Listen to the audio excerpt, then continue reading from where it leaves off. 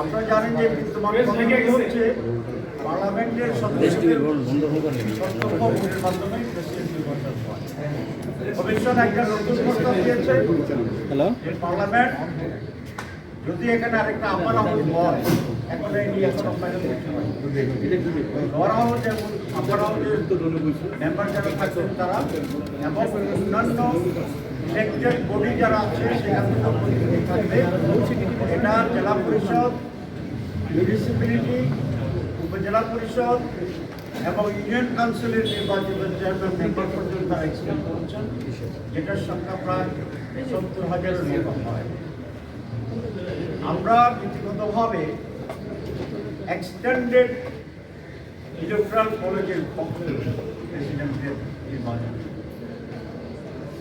কিন্তু আমরা একটা কথা বলেছি যে লোকাল গভর্নমেন্ট নির্বাচনটিও কেয়ারটেকার সরকারের অধীনে হতে হবে, যেমনিভাবে পার্লামেন্ট নির্বাচন কেয়ারটেকার সরকারের অধীনে হবে। কারণ ইলেকশন যদি প্রপার না হয় তাহলে যারাই হবেন তারা তো জনপ্রতিনিধি হবে। কেয়ারটেকার সরকার যদি পার্লামেন্ট একটা লোকাল গভর্নমেন্টের নির্বাচনে জনগণের চরিত্রমূলক যে সদস্যরা থাকবেন তাদেরকে নিয়ে এক্সটেন্ডেড ইলেকট্রাল কলেজ হবে for the election of the president. এটা আমরা নীতিগতভাবে একমত হয়েছি, তবে 2/3-এর চেয়ে বেশি লোকেই এই মতের সাথে একমত আছে। ফাইনাল কনক্লুশন হয়নি।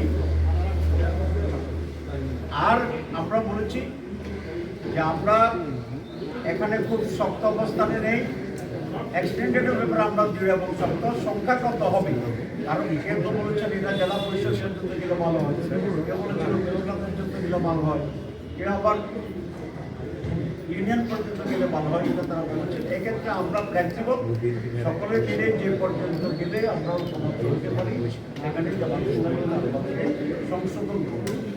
আমরা এখানে আরেকটা বিষয়ে প্রায় সকলেই আমরা একমত হয়েছি যে ইলেকশনটা হবে গোপন। এটা একটি দলের পক্ষ থেকে প্রস্তাব করেছিল, প্রায় সকলে একমত হয়েছে এবং বাংলাদেশ জামাত ইসলামী এটা অত্যন্ত আনন্দ এবং উৎসাহের সাথে একমত। দুইটা কেন বললাম শব্দ, যে বাংলাদেশ জামাত ইসলামী তার শুরু থেকেই আমাদের অভ্যন্তরে সকল নির্বাচন গোপন মেথডে অনুষ্ঠিত হয়। পূর্ব থেকে প্র্যাকটিস করা এই নিয়মটি বাংলাদেশের রাষ্ট্রীয় পর্যায়ে যে কোনো জায়গায় যদি ইমপ্লিমেন্ট হয় ভোটের জন্য ভালো, আমাদের জন্য এটা আপনার রাষ্ট্রপতি এবং প্রধানমন্ত্রীর ভারসাম্য চাই। এই জায়গাতেই আমাদের প্রস্তাবের আছে, হয়নি তখন আপনাদের কাছে আমাদের